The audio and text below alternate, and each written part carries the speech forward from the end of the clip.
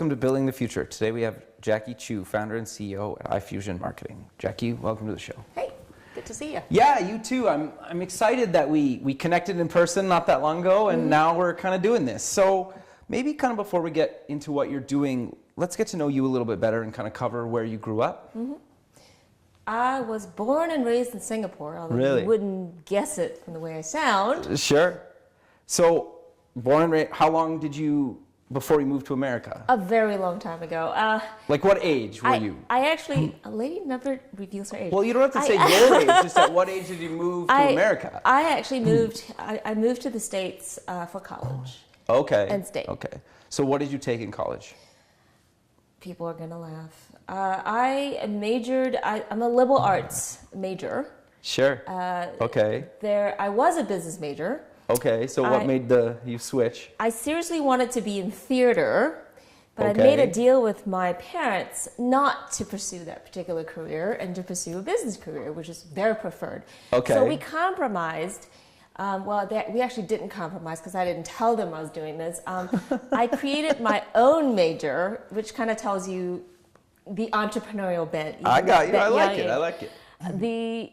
I essentially created my own major. It was a management of the performing arts major. Okay, So interesting. it was a blend of business, mass communications, and the actual nuts and bolts of running the front of house of a theater operation. Okay, so what kind of got you passionate about the arts and kind of theater? I had always been a big fan of the movies, a big Sure. fan of, and actually I'd been involved in actual live theater since I could remember. Okay. I have silly kindergarten images that my parents still keep. It's a little embarrassing. But There's nothing wrong with that. Yeah, and then I realized as I got older in my teen years that I really much preferred to be in the back of house, backstage. Okay. You know, producing and stage managing, and that was more my forte. I enjoyed that a lot more. So I parlayed that into a degree. Okay. And there you have it. So you got out of university. What did you end up doing? I actually freelance, so very entrepreneurial. Okay. Hawaii is very much a hospitality-driven economy. It's Sure. a services economy, and Sure. and it's military. So if you're Right, not in yeah, yeah. services, you're in the military. So you were in Honolulu then? I was in Honolulu, Okay. and so I freelanced for several different promotions and advertising agencies there. Okay, so what kind of, what were you doing for these companies? There were brands that they represented. So think Hawaii. What happens in Hawaii and beer brands? So, Sure, surfing, that kind of stuff. I Surfing, got you. surf competitions, parties, concerts, Sure. huge outdoor concerts. Sure. I got heavily involved in the music and entertainment scene.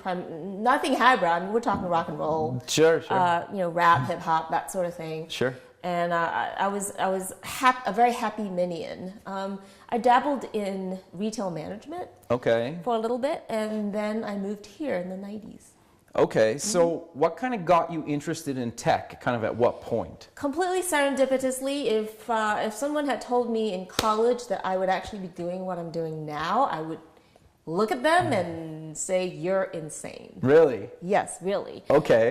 Because technology, I mean, Hawaii is not exactly known for its technology, even though the Ethernet was actually invented there. Really? I Yes. didn't know that actually. Yes. Well, there okay. you go. Fun fact. Fun fact, yes. And in the early days of the internet, I'm not going to tell you how early, but essentially Sure. email was on. I sent my first email on a Unix server. I got you. Just to give you an idea of Sure, how sure. long That's ago awesome, that though. was. So it was really serendipitous. I came here. I got my job. It was fantastic. I was here April 1st, 97. Okay. And I was made the offer. I interviewed extensively, knew no one in this town, and found a global PR agency, Okay. the Atlanta chapter, Atlanta office, and they made me an offer. It was fantastic. So I was working by April 24th. Oh, wow. So it was a very short period of time of unemployment. It was great. Sure. So what made you pick Atlanta?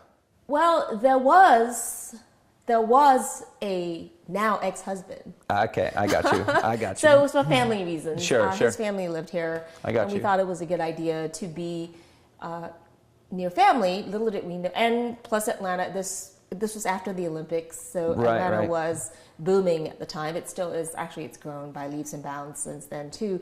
So it was a very young, very vibrant town, and we felt that it had a good combination of lifestyle and quality of life and that sort of thing. No. So so I got involved. I got hired. I worked my way up. Okay. Got a lucky break in actually got pulled into crisis management work. Okay, interesting. The agency represented the UPS Pilots Union during the negotiations of 1990, either 98 or 97. I believe it was 97. Okay. And I got pulled into that because they were a man short, so to speak. Okay. And, interesting. And we were, training spokes pilots and helping them with messaging and things like that. Sure. So that wasn't how I got into technology. What happened was the following year, someone on an account wasn't available to finish out the account. We were launching a new product. The product was an early web filtering product. Okay, interesting. It was parental control. I mean, it was literally delivered on a floppy disk. Nice. I remember those days. Yeah, on a 3.5-inch floppy disk. Sure. So we did a launch of that, and the rest, as they say, is history. Interesting. Okay, well, we'll be right back with Jacqui. Hi, I'm Kevin Horick. I host a show called Building the Future, where I interview founders, CEOs, investors, and others, just kind of following their dreams, chasing their passions, and having a good time with it. And to be quite frank, it's been a lot of fun for me. It's really awesome to be able to network and meet a bunch of people throughout the world, whether it's Skype calls, in-person interviews, or just kind of on FM radio or at conferences and other networking events. It's been a blast for me and kind of got me out of my comfort zone a little bit, which I try to encourage people to do as well. If somebody like myself can do it, I think anybody can do it. And I think it's been quite interesting. I've learned a lot about myself and other people. It's also really grown my own personal network. And I encourage everybody to network. And, the world's so small nowadays. It doesn't really matter where you live on the planet. You can, do stuff in other countries or your own country or city. It doesn't really matter anymore. Things have gotten so small and the world's such a small place. And, just being able to talk to these people that are doing stuff all over the world. There's a lot of people doing stuff that it's awesome inside and outside of, Silicon Valley and kind of the Northern California area. And there's a lot of hotspots kind of coming up across the nation. And, I look forward to connecting with all of you. Welcome back. Today we're talking with Jacqui Chu. So I'm curious to know, you were doing a bunch of stuff, but then you got kind of pulled into this tech. Mm-hmm.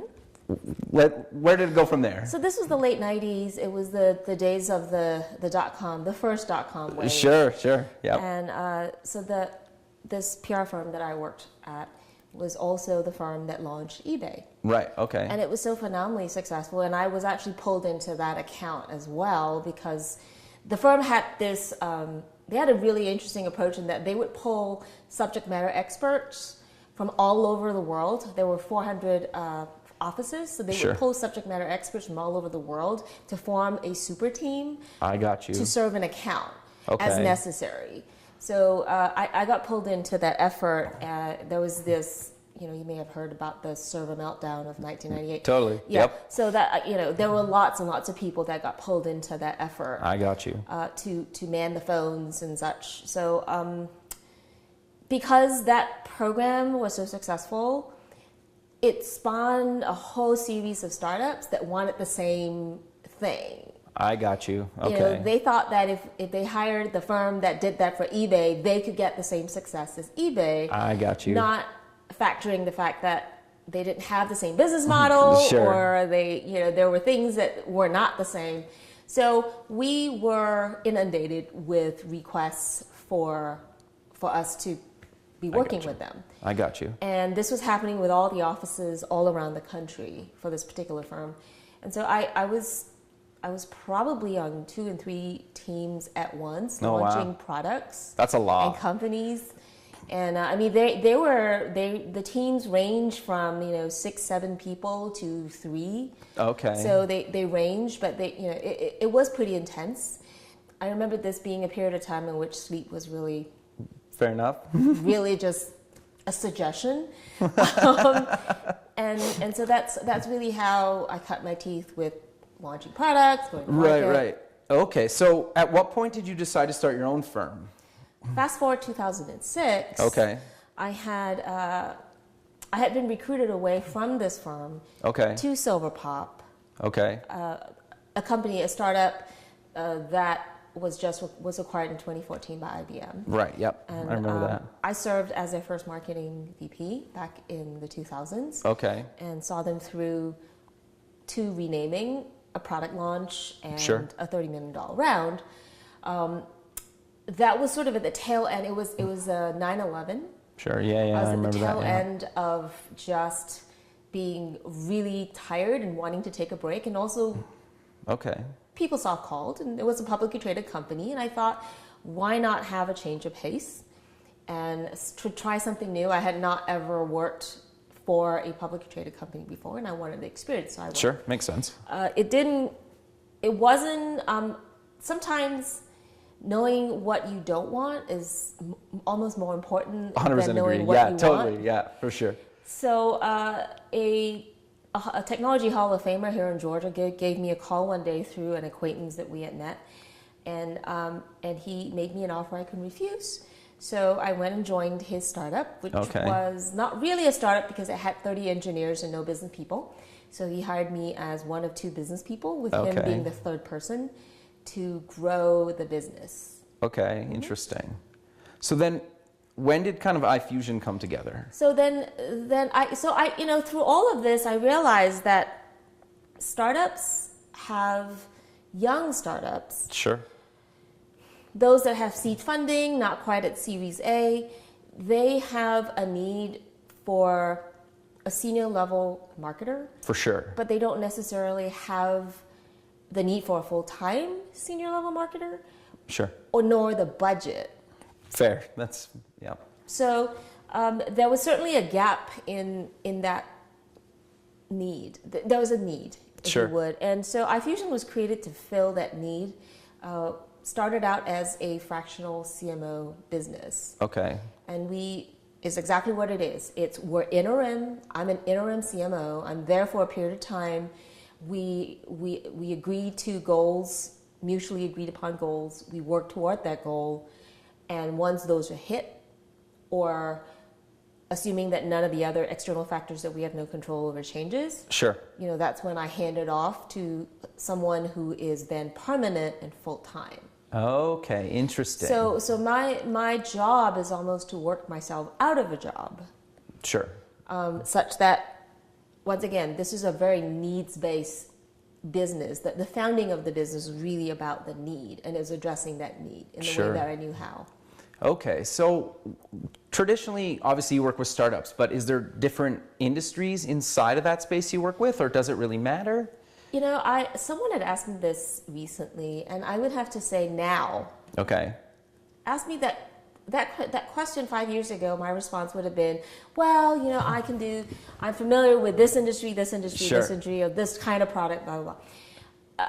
I would say that now you could throw me any sort of technology, with the exception of semiconductors and deep technologies. Okay. With that exception. So for people that don't know, what does deep technology mean? Systems on a chip. Okay. Wherein the buyer are double E's, so electrical engineers. I got you. And triple E's, if you would, where those are the buyers. That's where it gets to be a very, very, very technical sale. I got you. And so once again, which kind of brings me back to, if the startup can help me understand their customer, or why they built what they built for the customer, if they can articulate why, or they can somehow give me an inkling of why, sure, then I can help them refine that why. Sometimes got you. Okay. Sometimes though, that why, that value proposition that they think they're bringing to market, is not quite what the market wants. Okay, so how do you help them figure that out? So I'm part shrink, Sure. part counselor, I got you. part Yep. coach, Sure, sure. and then marketing consultant. I got you. So a lot of times the signs are there. It's just really hard for an entrepreneur to see it. Sure, because It's a you're so deep into it? Correct. I got you. It's a blind spot for many of them because they're so passionate about what they're building. And so many times my role is to take what they think is the value, go out there and help them test it and listen to the response from the people that they think need it and want to buy it, and then provide and interpret that response back to them in the way that they can ingest. I got you. And internalize. So Right. it's actually taking them through a journey mentally and actually emotionally. Sure. No, that makes a lot of sense. We'll be right back more with Jacqui in a second. Hi, I'm Kevin Horick. Let's quickly talk some tips for networking. I think a lot of people just don't realize that a lot of people are willing and happy to help you, and are fine if you reach out to them with a purpose and a meaning. Whether you reach out kind of on social media like Facebook or LinkedIn or Twitter. I've had a lot of success just reaching out to people on LinkedIn, Twitter. That's pretty much how I've gotten most of the guests for the radio and TV show is between kind of just reaching out to people on Twitter and LinkedIn. I kind of started out just adding random people on LinkedIn and, just kind of going through and Googling, actually just searching for people at say like Google and whatnot, and just adding those people. And, a lot of those people add you back, and then your network keeps growing. And I know it's a little bit controversial to kind of just reach out to random strangers and whatnot, but it really has worked out for me. And that's kind of how I ended up getting the radio show, which led to the TV show. It's also how I got asked to write a book and also write for a tech blog out of Los Angeles. So, just reaching out to people has been really, really great for me, and I recommend you try doing that. The other thing that I think makes a lot of sense is actually apply for jobs that you want. Don't be afraid and keep applying at certain places. It could take years and years before you actually maybe hear back, but keep at it, and hopefully it doesn't take that long, but don't give up, right? And also read their job postings and see what kind of skills they're looking for, and either learn those skills if you don't already know them, or, start adding those to your resume.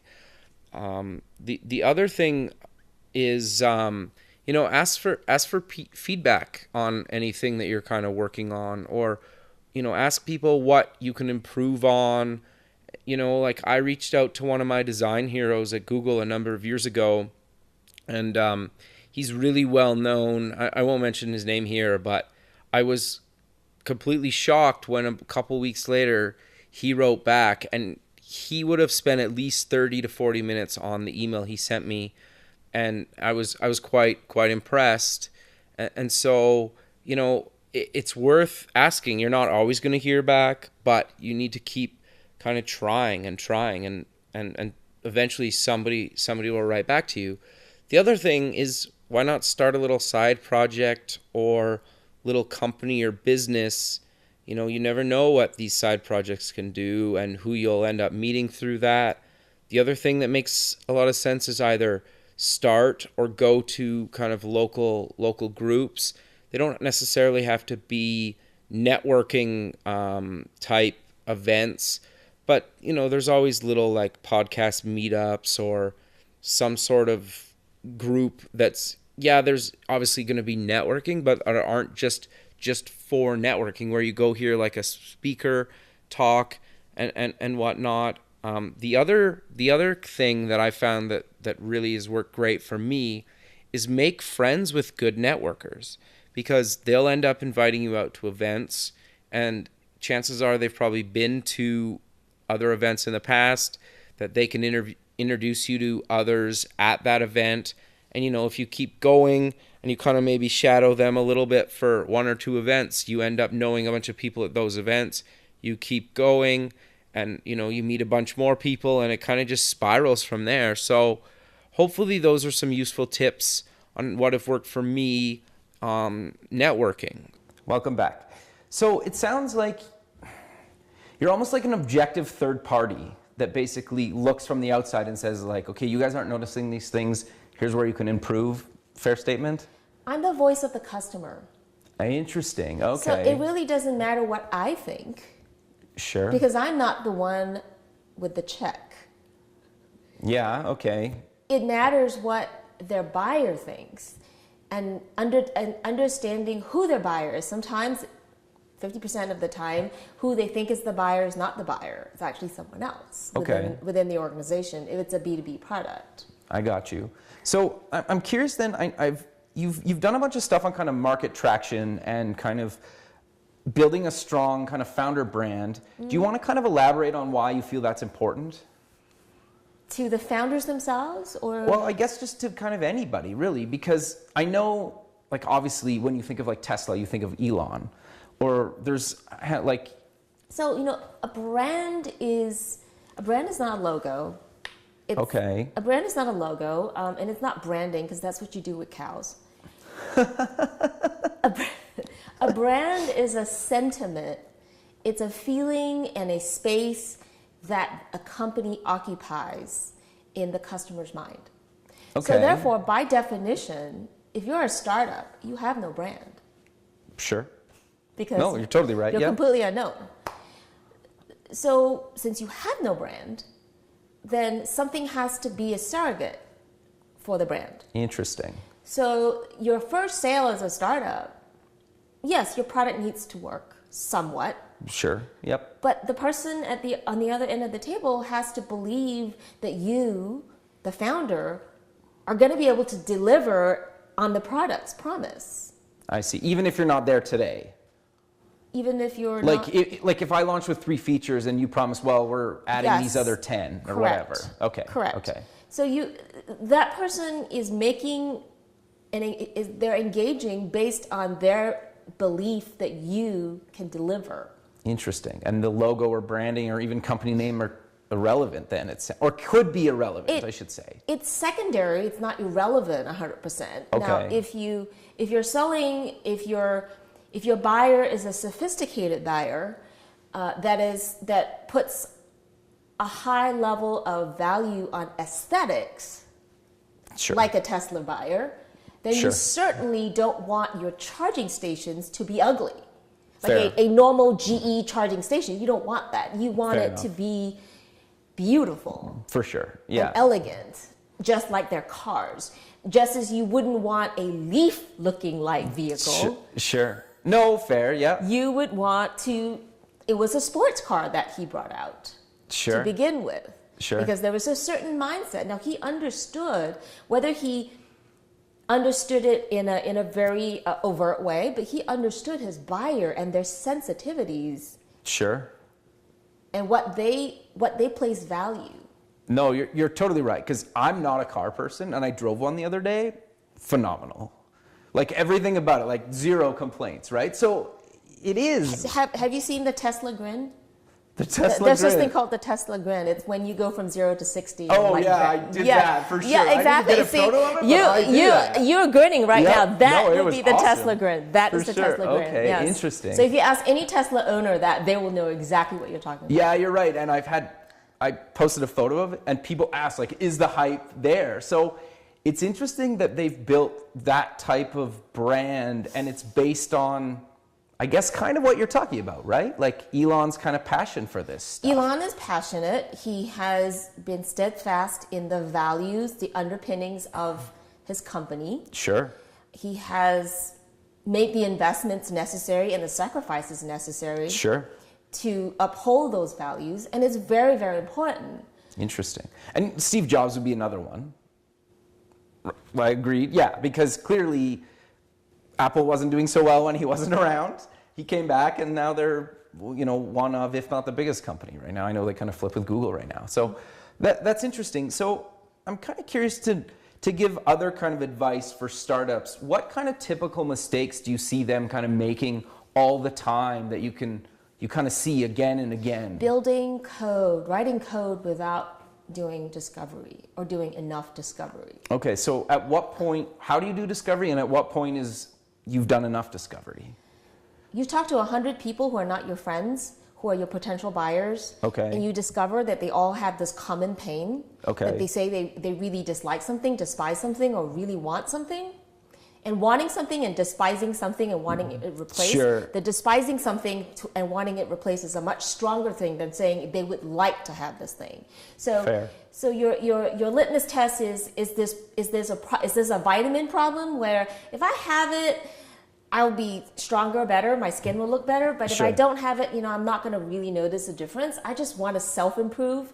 Or do I really have this pain? Is it costing me political capital in my company? Is it costing me money and efficiencies in my company? Is it preventing me from attracting the best talent in my company? Whatever that problem is. Sure, okay. Then it becomes a pain. And do you have, does your product solve that pain? Now then your product becomes a painkiller. And then I got you. of course there are things that are products that are just completely like, the iPhone is candy. Whoever thought that it'd be the first thing we look at and the last thing we look at before we go to bed? Totally. Right? Yeah. When they made that introduction, no one knew. In fact, BlackBerry at their peril said it would never replace the QWERTY keyboard. Totally. Yeah. They had so far of a lead, and they blew it. So I totally get that. That's interesting. So any other kind of advice you have or things that you see all the time that you tell people? It goes back to discovery, because if you don't do Okay. discovery and you're not listening and you spend your time selling and convincing Okay. during discovery, then you're not really doing discovery. Interesting. Okay, so you basically find a lot of companies are trying to say, well, we're building this and trying to convince the customer they need it? Yes. Interesting. So it sounds like you kind of almost have the mindset of build less features. Don't build until you know who Okay. you're building it for and whether they'll pay for it. Oh, so like in So- some cases you say like this is an extra add-on that's $5 a month, for example, or something. No, you literally would show them an MVP. In fact, there's some products where you could show them a wireframe and ask them what they thought after you've validated the fact Sure. that there really truly is a pain.